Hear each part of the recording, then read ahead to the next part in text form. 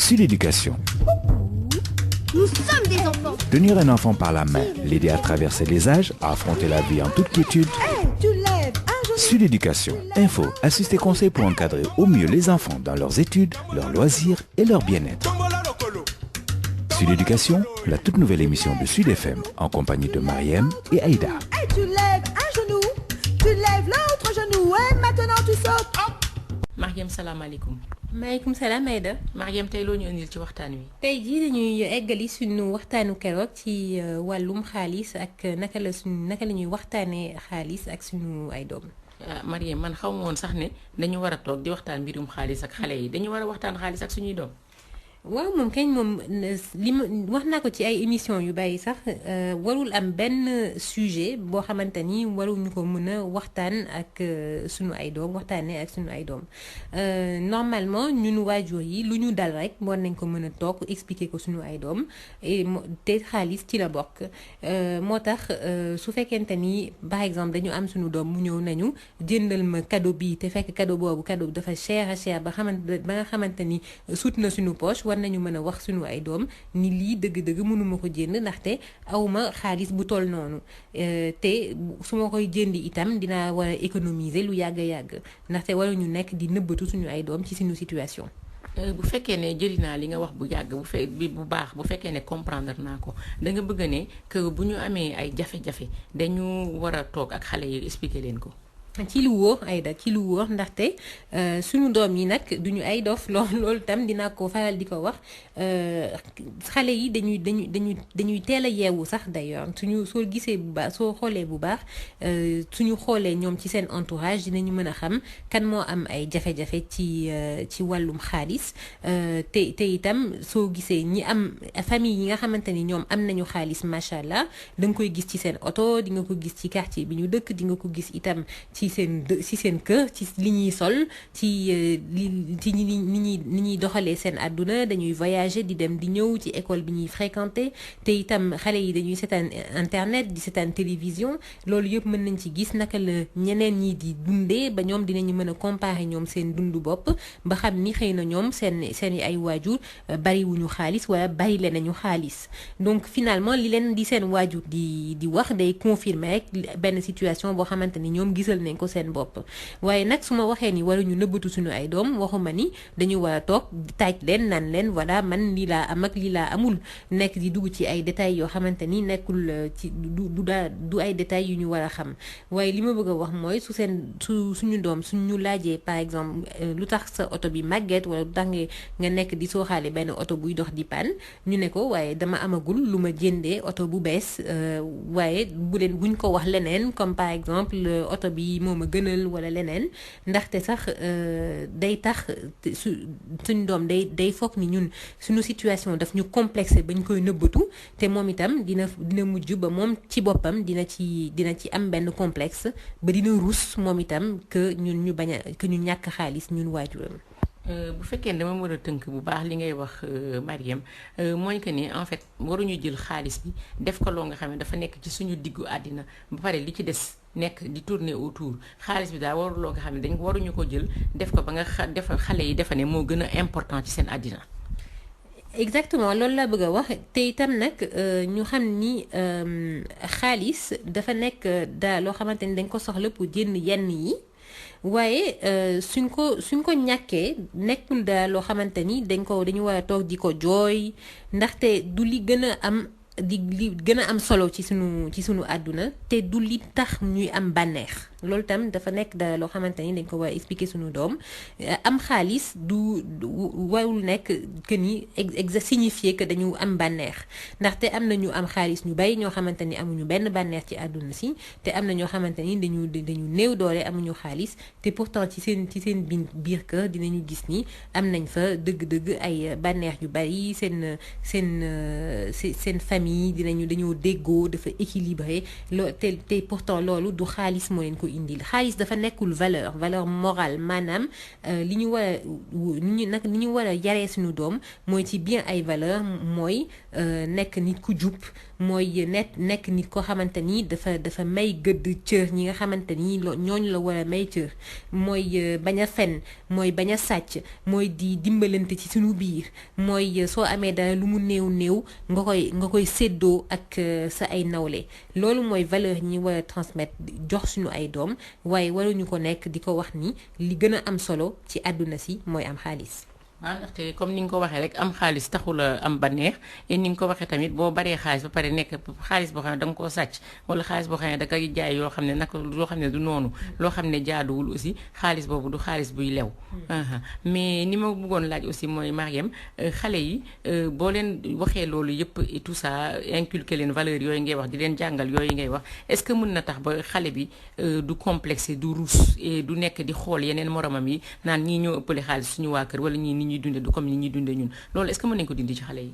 loolu mën nañ ko dindi ci xale yi ndaxte su nekkee ci xale yi dafa fekk ni dafa nekk ci ñun ci seen waajur dafa nekk ci ñun ci exemple bi ñu leen di jox dañoo gis ni ñun ci suñu bopp dañoo rus ñun ci suñu bopp ñàkk xaalis bi daf ñu rusloo ba nga xamante ni duñu bëgg a génn wala ñenn ñi dañuy am yenn attitude yi moo tax li gën a am solo dëgg-dëgg mooy ñu wan suñu doom ni dëgg ñàkk xaalis bi amul nekkul dara loo xamante ni day tax mënuñu fexe ba am bànneex ba nga xamante ni ci seen te ñoom tam ñu xam ni loo néew doole loo ñàkk-ñàkk am na kenn ku la gën a ñàkk te yow itam am na soo amee itam am na kenn ku la gën a am moo tax te pourtant ñooñu gënu la ëpp ñu la bànneex donc loolu moo tax ay exemple yooyu war nañ ko jox suñu ay doom ñu yar leen ci ba ñu xam ni xaalis daal warul tax ngay rus warul tax wala ñàkk xaalis wala am xaalis warul tax ngay rus wala yow nga foog ni yaa ëpp importance kenn ngay am ay complexe mu nekk infériorité wala supériorité.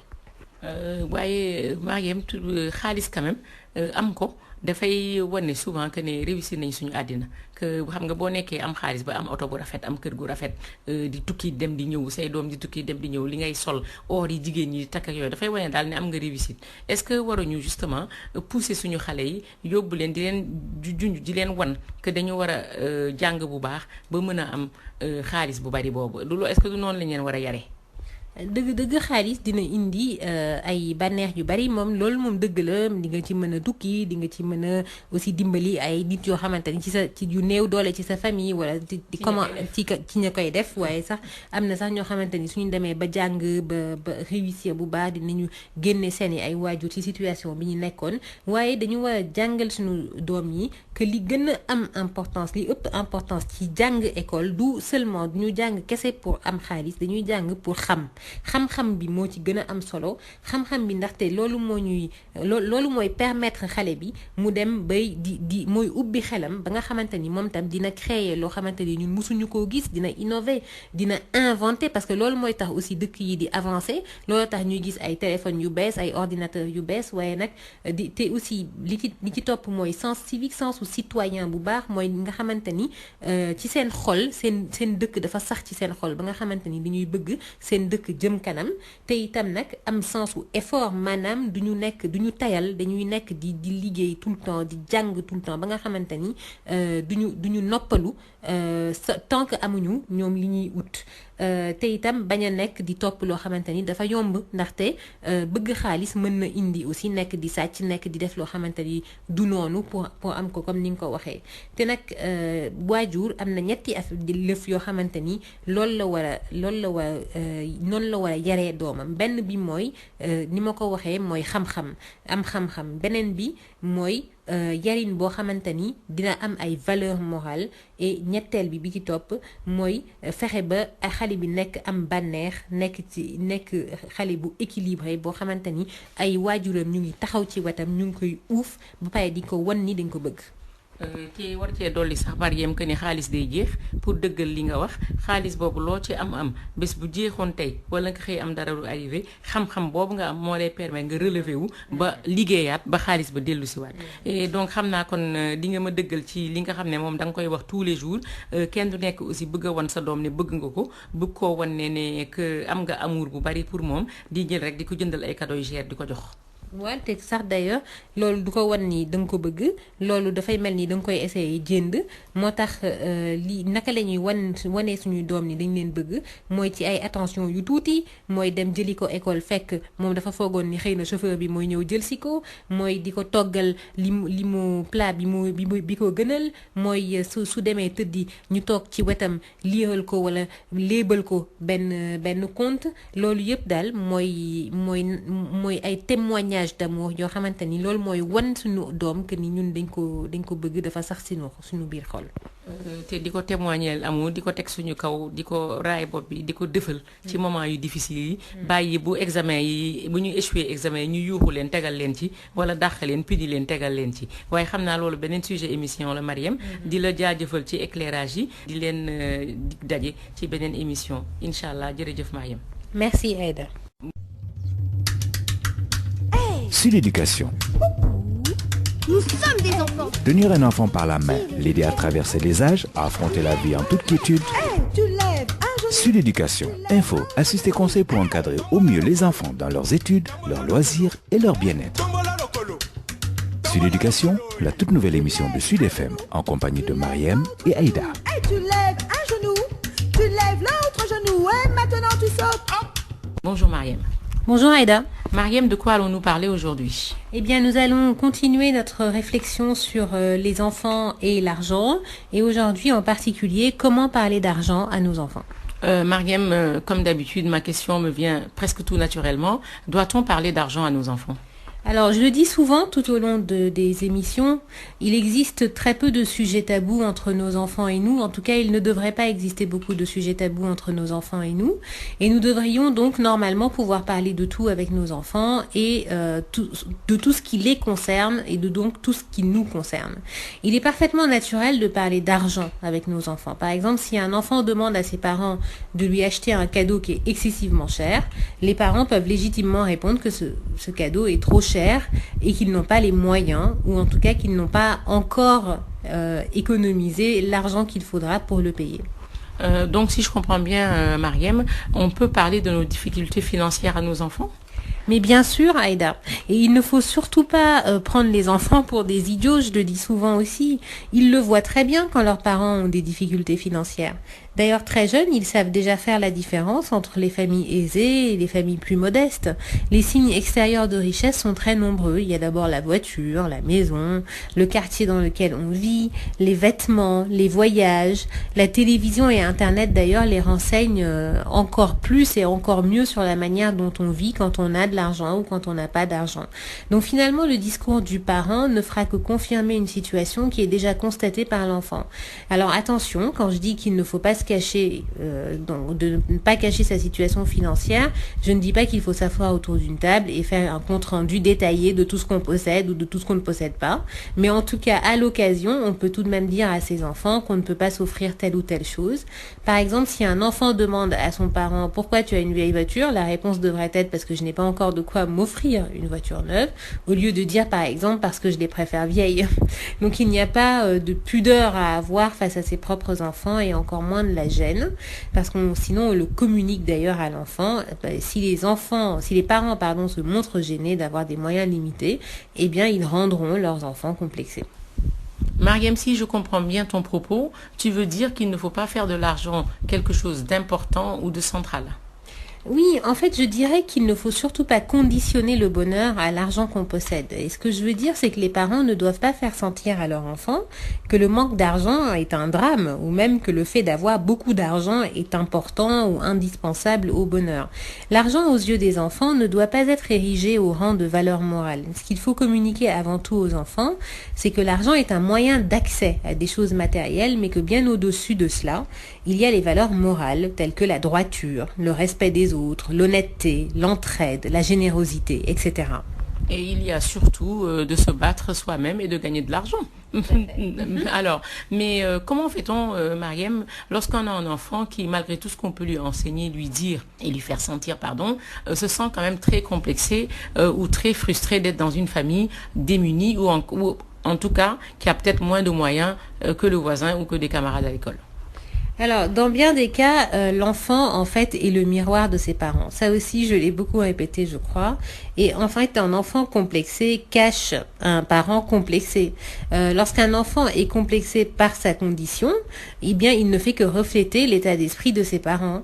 Donc, qu'est-ce qu'il faut faire? Eh bien, j'ai envie de dire qu'il faut dire aux parents de se remettre en question et de commencer par se persuader eux-mêmes que une situation financière n'est pas une fatalité. D'une part, on peut toujours s'en sortir par de très nombreux moyens. Bon, ce n'est pas le propos de l'émission, mais il en existe beaucoup. Et d'autre part, manquer d'argent n'est pas forcément synonyme de manquer de joie de vivre. Et dans de très nombreux foyers démunis, eh bien, ces foyers-là sont aussi des foyers où règne le bonheur, où règne la joie, où règne l'équilibre. Donc, il faut aussi rappeler aux enfants qu'on est toujours à la fois le pauvre de quelqu'un et le riche de quelqu'un d'autre. Et je crois que c'est d'ailleurs la première chose à communiquer à l'enfant. Il existe donc toujours des situations moins enviables que la sienne et l'apitoiement sur soi ne sert à rien, est en fait une machine à créer du vide. Alors, mais comme tu le sais, Mariem, l'habit ne fait pas le moine, mais il nous permet de le reconnaître. Du coup, l'argent est un signe de réussite sociale. Dans ce cas-là, ne doit-on pas pousser nos enfants à vouloir en gagner beaucoup grâce à de bonnes études, par exemple ? Oui, c'est vrai que l'argent est un signe de réussite sociale et je dirais même que l'argent permet aussi de faire des choses qui sont particulièrement merveilleuses, telles que voyager, aider les plus démunis et puis aussi pour un enfant, extraire ses parents de leur situation difficile, donc effectivement par l'ascension sociale, par le travail. Mais cela ne doit pas être, la seule motivation pour bien travailler à l'école. En fait, dans le discours éducatif, il faut surtout valoriser le savoir, c'est-à-dire l'envie de découvrir, de créer, d'innover, d'inventer. Le sens civique, c'est-à-dire l'envie de faire avancer son pays, la citoyenneté. Le sens de l'effort, c'est ne jamais se ménager, ne pas céder à la facilité, parce que gagner de l'argent, eh bien, il y a aussi la possibilité de vouloir le gagner facilement en volant, par exemple. Donc, avoir une obsession pour l'argent, c'est peut-être aussi essayer de passer par des moyens qui ne sont pas légaux pour avoir de l'argent. Et puis, la dernière chose, c'est la foi, qui est une valeur importante quand on est croyant. Donc, en principe, en réunissant tout cela, d'ailleurs, on ne devrait pas manquer de l'essentiel. Et à la fin, finalement, c'est ça qui compte avant tout. Un parent ne devrait pas être obsédé par l'idée de mettre ses enfants dans un confort matériel, parce que beaucoup de parents sont obsédés par ça et pensent qu'être un bon parent, c'est cela. Mais il faut en fait surtout assurer 3 choses essentielles. La première, c'est l'acquisition du savoir chez l'enfant. La deuxième, c'est l'éducation, c'est-à-dire la transmission des valeurs morales dont on a parlé tout à l'heure. Et enfin, la troisième, c'est préserver le bonheur et l'insouciance des enfants, c'est-à-dire leur équilibre, par la présence du parent et le témoignage de l'amour du parent. Alors, tu nous l'as suffisamment dit, Mariem. J'imagine que tu le soutiendras encore. On ne témoigne pas son amour à coups de cadeaux très chers. Eh bien non, Aïda. L'amour, c'est la dernière chose gratuite qui reste. L'amour ne s'achète pas et l'amour n'a pas une étiquette de prix. Il se témoigne à travers de petites attentions, une histoire racontée le soir avant de dormir, une main tenue dans la rue, cuisiner un plat préféré pour son enfant, aller le chercher à l'école alors qu'il ne s'y attend pas. Et pour tout cela, devine quoi? Nul besoin d'argent. Je comprends bien, Mariem, que tout n'est pas payant, tout n'est pas à acheter, surtout pas l'amour, surtout pas l'amitié, surtout pas le bonheur et surtout pas les petites attentions qu'on apporte à nos enfants et les souvenirs qu'on leur donne pour la vie. Je te remercie encore pour tes éclairages. Au revoir, chers auditeurs, et à bientôt. À très bientôt et surtout n'oubliez pas d'aller réagir sur la page Facebook Sud Éducation. Merci.